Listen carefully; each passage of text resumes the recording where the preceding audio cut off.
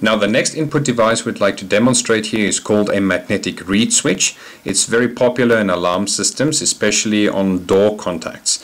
So this little cube that sits in the corner here, this is actually a magnet. Not a very powerful one, but still enough, just for the reed switch to register that there's a magnet in the vicinity.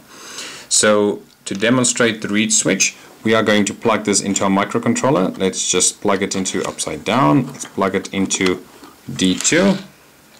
Come back here, you switch. Seems like the cable's not really in the mood to work with me, but still, we don't care. We make it. So on the scripting side, we've plugged it into D2, and we specified an input device, which is a reed switch.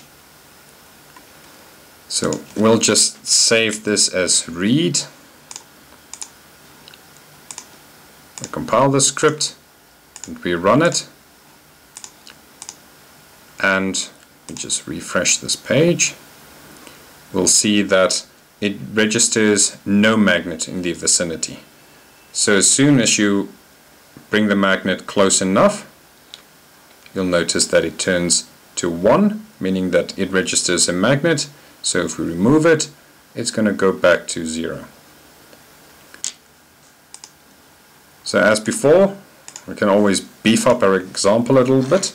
And what we're going to do is to introduce our little noisemaker over here. So let's just plug the piezo into D6. And what we want in this case is for the piezo to make a noise if a magnet is introduced. So on D6 we have an output device, piezo buzzer. And we can say that if a magnet is detected, then we want our piezo to make a noise. Let's make it a high frequency noise just because we can.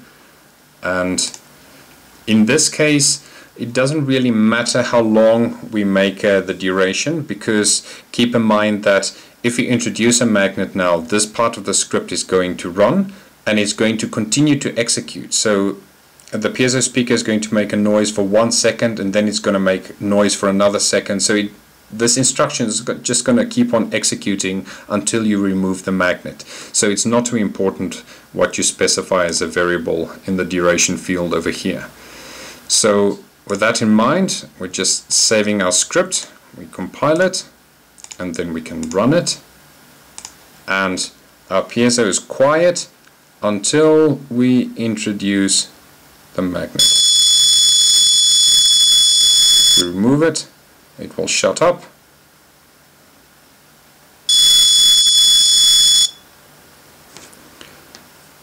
Probably a better example would be to change this comparison around. So if you would like to use this as a door contact, for example, you want to test for when the magnet gets removed out of the equation.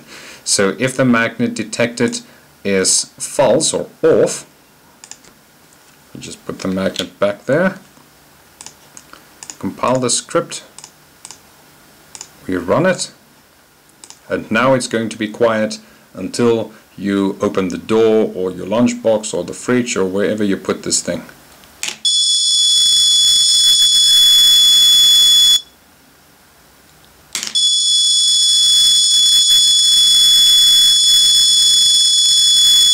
And just move it closer to the switch.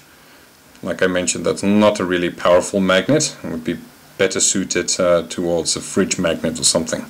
Anyway, talking about fridge magnets, I'm pretty sure this little thing will make a very nasty prank if you put this inside a freezer or someone's closet or something. So I'm sure you can think of some horrible ways to tease your friends with, but the demonstration is done, and that is the input switch as a reed switch.